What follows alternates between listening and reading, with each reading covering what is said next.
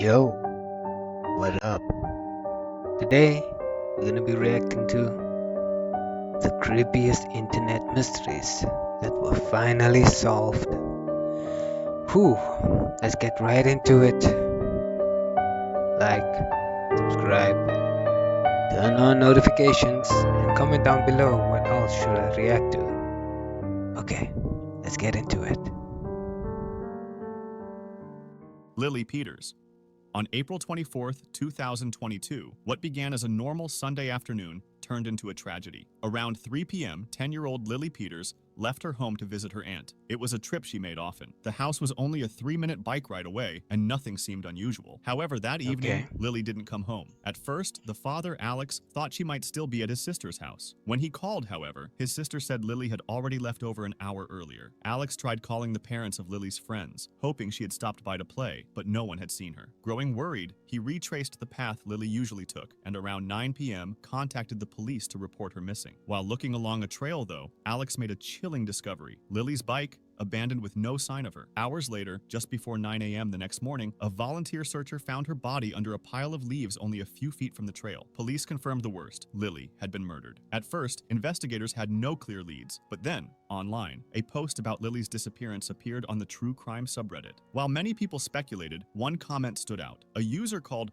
Home Slice Nation 4 wrote that they had been playing Pokemon Go on the same trail that day. They said they saw Lily in a pink and purple hoodie walking with another kid. The comment ended with, "I have a suspicion that it could be another kid that did it." The post was later deleted, but another Reddit user reported it to the police tip line. That single clue gave investigators the lead they needed. Within hours, police arrested 14-year-old Carson Petersberger, Lily's cousin. During questioning, Carson admitted to the crime. He explained that he had followed Lily as she rode her bike, lured her into the woods, and attacked her in a plan he had been forming for My months. God. He punched her in the stomach, beat her with a stick, Jesus. and strangled her before returning home as if nothing had happened. Later, after noticing police searching the area, he came back to move her body deeper into the woods and tried to cover it with leaves. Because of the brutality and premeditated nature of the attack, prosecutors decided Carson would be tried as an adult. He remains in custody to this day, with his trial scheduled for 2026.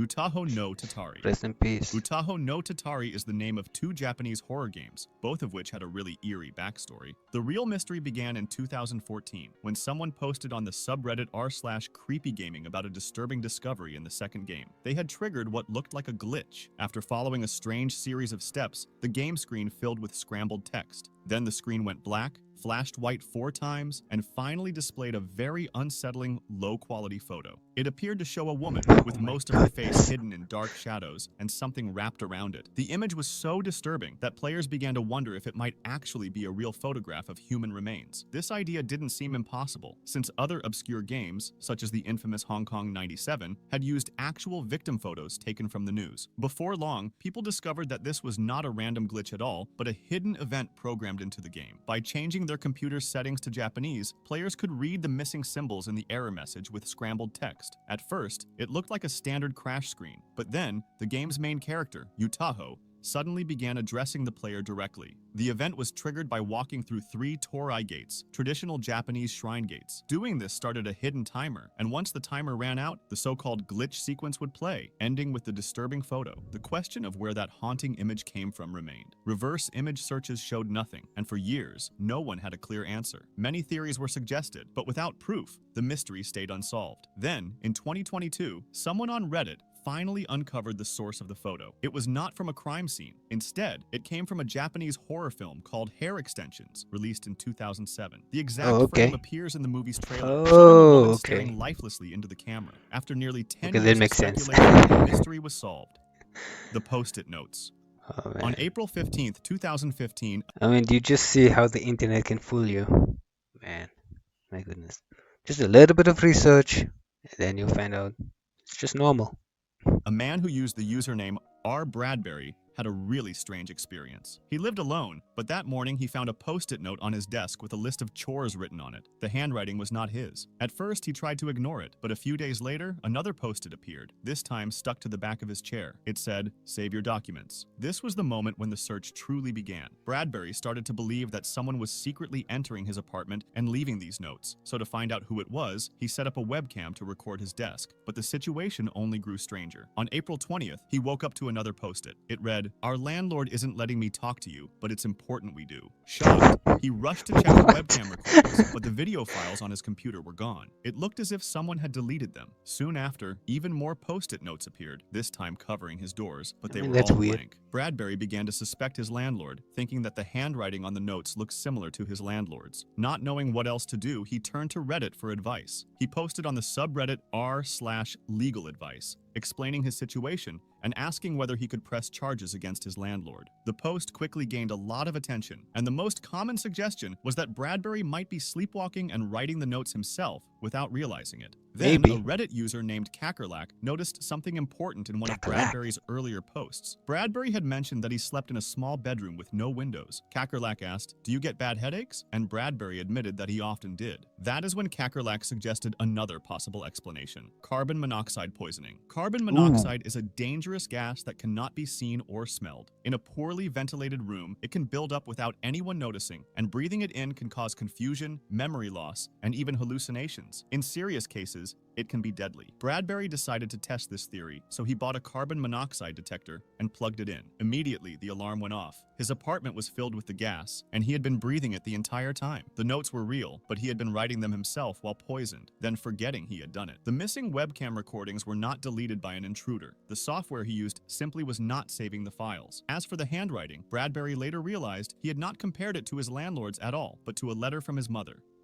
Google Maps bump messages. Okay. In early 2025, one discovery on Google Maps in Los Angeles spread quickly online and became a viral mystery. In a rail yard near Dodger Stadium, the word "help" could be seen written again and again in giant letters. Nearby were other words, including federal and LAPD. Each letter had been carefully built using long pipes or large wooden boards. When people first noticed the writing, theories began to spread immediately. Some thought it was a real cry for help, maybe from people trapped or being forced to work. The fact that the writing was inside a Union Pacific rail yard fueled more suspicion. Los Angeles railways have a history of theft and crime, and some feared this was connected to organized trafficking or forced labor. People contacted the LAPD, who quickly went to check the site, and around the same time, a social media user visited the rail yard with a camera to film what it looked like from the ground. What he found changed everything. The rail yard was surrounded by homeless encampments, and even though the area was supposed to be fenced off, a large hole in the fence made it easy to enter. Local homeless residents explained that the writing wasn't a signal from victims at all. It was the work of another homeless man who had been creating these giant messages for years. The LAPD later confirmed this story. They said they had spoken to the man many times before But and had why? even offered him both housing and mental health support, but he always refused.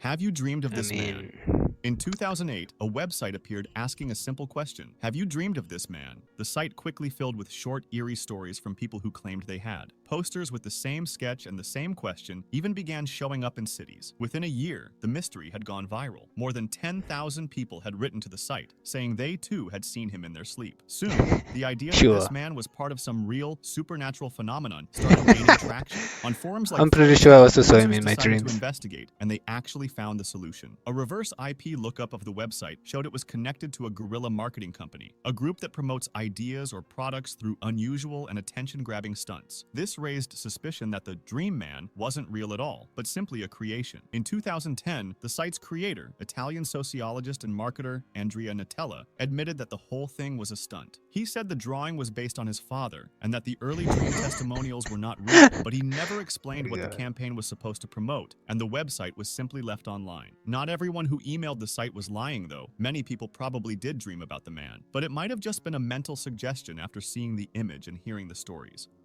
I feel fantastic. If Ooh, you're this 18 or one. older, you probably saw the viral Jeez. video called I Feel Fantastic. In it, a stiff robot with wide, staring eyes sang an eerie tune that kept saying, "I feel fantastic," while wearing different outfits. The video seemed to appear out of nowhere. Yo, do you remember this one? I feel fantastic. Oh man, this scared me as a child. Bruh. Man, the internet was so cool back then. There was also another one, Blank Room Soup or something like that. Bro, it kept me up for nights, bro. nowhere, and once it spread, people couldn't stop speculating about what it really was. The most popular theory was frightening. The robot had been built by a disturbed criminal who dressed it in the clothes of his victims. At some point in the video, the camera pointed towards a random garden, and people speculated that was the place where the victims were buried. The mystery only deepened when the original upload disappeared from the internet. Re-uploads kept circulating for years, keeping the legend alive but never solving the question of where this strange robot actually came from. In 2020, writer Yeezy Lit decided to investigate, and searching through old websites, Lit found photos of the same robot on obscure Android enthusiast forums, some dating back to 2001. These forums revealed the name of the man who created it, John Bergeron. Far from being a criminal, Bergeron was an inventor trying to build something new for the entertainment industry. The robot's name was Tara, and Bergeron had built her as a prototype for about $2,000 at the time. His dream was to mass-produce Tara as a singing android, but that plan never succeeded. If you want to discuss this video or suggest an idea for the next one, join my Discord. Link in the description. Video.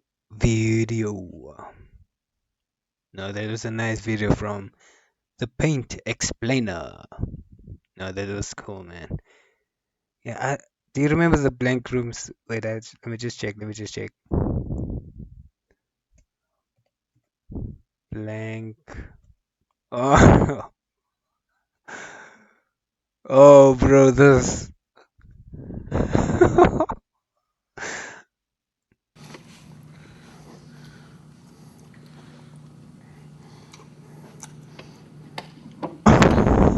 Oh my, bro, this scared me as a child, bro. I mean, I wasn't a child, I was a teen, but still.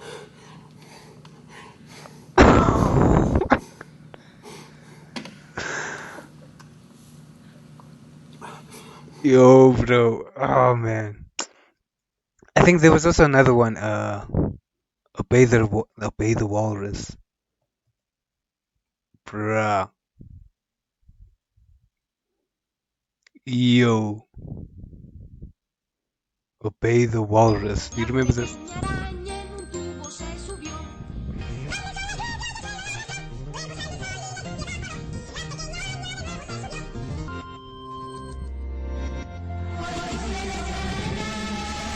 Yo. Oh man. Yeah, no, that scared me, man. Anyway, I'm glad those videos were solved. Otherwise, it would have been a complete mystery. Like, subscribe, turn on notifications, and tell me what else I should react to next. Thank you for watching. Bye.